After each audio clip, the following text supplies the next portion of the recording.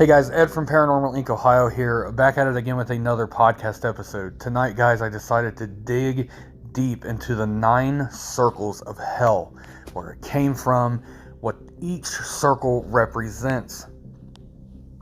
So we're going to start this off. Again, I'm going to read this from the research I found, whether it be online, in books, or at the library, and I'm reading from that. From what I took from there is what I'm putting into this. So, let's talk about it. The 9 circles of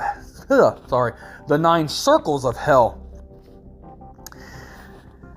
The first part of Dante's Divine Comedy that inspired the latest Dan Brown's bestseller of the same title describes the poet's vision of hell. The story begins with the narrator, who is the poet himself, being lost in a dark wood where he is attacked by 3 beasts which he cannot escape. He is rescued by the Roman poet Virgil, who is sent by Beatrice, Dante's idol woman. Together, they begin the journey into the underworld or the 9 circles of hell. Dante's Inferno is the title. This is where they got the idea of the 9 circles of hell. And a lot of people actually believe that this is what actually exists in the pit of hell itself. So we're going to go ahead and we're going to start. The first circle, limbo. Dante's first circle of hell is resided by virtuous non-Christians and unbaptized pagans, who are punished with the eternity of an inferior form of heaven. They live in a castle with 7 gates, which symbolize the 7 virtues here. Dante sees many prominent people from classical antiquity, such as Homer, Socrates, Aristotle, Cicero, Hippocrates, and Julius Caesar himself. The second circle is lust. In the second circle of hell, Dante, his companion Virgil, find people who were overcome by lust. They are punished by being blown violently back and forth by strong winds, preventing them from finding peace and rest. Strong winds symbolize the restlessness of a person who is led by the desire for fleshly pleasures. Again, Dante sees many notable people from history and mythology, including Cleopatra, Tristan, Helen of Troy, and others who were adulterers during their lifetime. The third circle of hell is gluttony. When reaching the third circle of hell, Dante and Virgil find souls of gluttons who are overlooked by a warm monster, Cerberus. Sinners in this circle of hell are punished by being forced to lie in a vile slush that is produced by never-ending icy rain. The vile slush symbolizes personal degradation of one who overindulges in food, drink, and other worldly pleasures, while the inability to see others lying nearby represents the gluttons. Selfishness, and coldness. Here, Dante speaks to a character called Cicero, who also tells him that the Guelphus, a traction supporting the Pope. Okay, I'm going to re-say that, because, again, guys, I can't read my own handwriting. I know it's terrible. I should probably go back to school. And I know you guys come here to laugh at me as well as the way I talk and get the paranormal stuff. But I'm going to try this again. The Guelphus, a fraction supporting the Pope, will defeat and expel the Gifalepinis. Yes, and these are these words. I'm dead serious, guys. I know I'm probably destroying these words, and I don't mean to make anyone mad. I'm not trying to hurt anybody or offend anybody. It's just the way I read it. So we're going to go from there. A fraction supporting the emperor, to which Dante adhered from Florence, which happened in 1302, before the poem was written after 1308. The fourth circle is greed. In the fourth circle of hell, Dante and Virgil see the souls of people who are punished for greed. They are divided into 2 groups, those who hoarded possessions and those who lavishly spent it, jousting. They use great weights as a weapon, pushing it with their chests, which symbolizes their selfish drive for fortune during their lifetime. The 2 groups that are guarded by a character called Pluto, probably the ancient Greek ruler of the underworld, are so occupied with their actions that the 2 poets don't try to speak to them. Here, Dante says to see many clergymen, including cardinals and popes. Now they've ventured into the 5th circle of hell, anger. The fifth circle of hell is where the wrathful and sullen are punished for their sins. Transported on a boat by Philygis, Dante and Virgil see the furious fighting each other on the surface of the river Styx, and the sullen gurgling beneath the surface of the water. Again, the punishment reflects the type of sin committed during their lifetime. While passing through, the poets are approached by Filippo Argenti, a prominent Florentine politician who confiscated Dante's property after his expulsion from Florence. There, they venture into the sixth circle of hell, heresy. When reaching the sixth circle of hell, Dante and Virgil see heretics who are condemned to eternity in flaming tombs. Here, Dante talks with a couple of Florentines, Florinda degli Uberti and Cavallante de Cavallanti. But he also sees other notable historical figures, including the ancient Greek philosopher Epicurus, Holy Roman Emperor Frederick II, and Pope Anastasius II. The latter, however, is, according to some modern scholars, condemned by Dante as a heretic by mistake. Instead, as some scholars argue, the poet probably meant the Byzantine Emperor Anastasius I. Now they've gone into the seventh circle of hell, violence. The seventh circle of hell is divided into three rings. The outer ring houses intruders, murderers, and the others who were violent to other people. The property here, Dante sees Alexander the Great, Dionysius I of Syracuse, Guy de Montfort, and many other notable historical and mythological figures, such as Centurius sank into a river of boiling blood and fire in the middle ring. The poet sees suicides who have been turned into trees and bushes which are fed upon by harpies, but he also sees here prolificates, chased and torn to pieces by dogs in the inner ring, are blasphemers and sodomites, residing in a desert of burning sand and burning rain falling from the sky.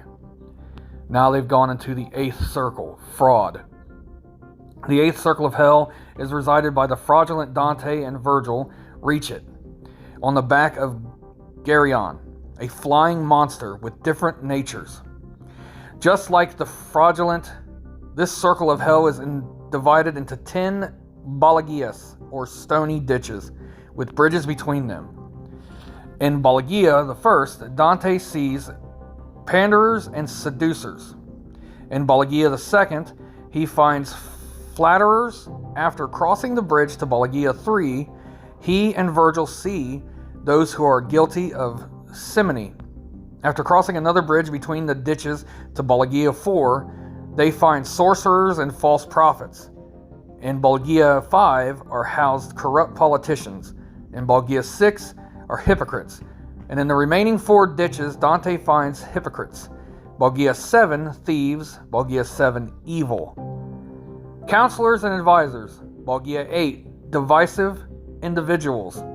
Balagia 9, and various falsifiers, such as alchemists, perjurers, and counterfeits, is in Balagia 10.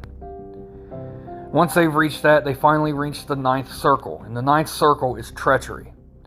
The last, the ninth circle of hell, is divided into 4 rounds according to seriousness of the sin. Though all residents are frozen in the icy lake, those who committed more severe sin are deeper within the ice. Each of the 4 rounds is named after an individual who personifies the sin. Thus, round 1 is named Cana, after Cain, who killed his brother Abel. Round 2 is named Atenora, after Antenor of Troy, who was Priam's counselor during the Trojan War. Round 3 is named Ptolemy, after Ptolemy, son of Anubis, while round 4 is named Judeca, after Judas Iscariot, the apostle, who betrayed Jesus with a kiss. And now, after they've been through the 9 circles of hell, they reached the center of hell, and in the center of hell lied the lake of fire, the bottomless pit. and Lucifer, Satan himself, ruled among. To get to the center of hell, you have to be the worst of the worst to make it through the 9 circles. And without fault, that was the 9 circles of hell in Dante's works, in Dante's Inferno. Dante's Inferno, man, the whole poem is just absolutely amazing. And the Inferno part where it tells about the 9 circles of hell, really just kind of, it's crazy how I read this stuff to you guys, all this research that I've done, and it's in like older style from where it came from the book. So, I mean, let's talk about the second circle, lust. Okay, y'all know what that means. So adulterers, fornicators, pedophiles, they all are there.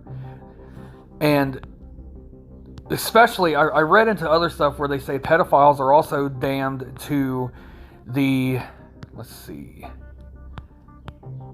the 5th circle of anger and the 7th circle of violence, because they're, performing violent acts upon children. So it depends on what Satan sees and what God sees as their sin, how they were so sinful, how bad was the violent act done to the child. And so they go through these different circles. Some of them are so bad they go straight to Satan himself. And that goes with a lot of people. Like, let's say violence. You're going to see Hitler, Saddam Hussein, you're going to see all the dictators. Putin will be there.